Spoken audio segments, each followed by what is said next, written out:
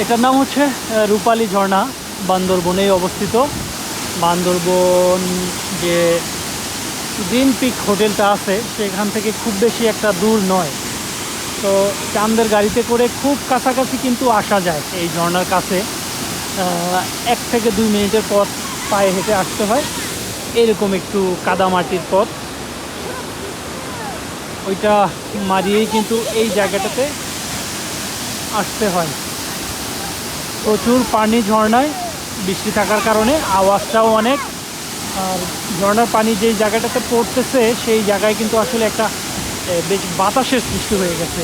আর এই যে বিচ্ছু বাহিনী, লোকাল গাইড, ওরা এখানে যারা টুরিস্ট আছে তাদেরকে গাইড করে।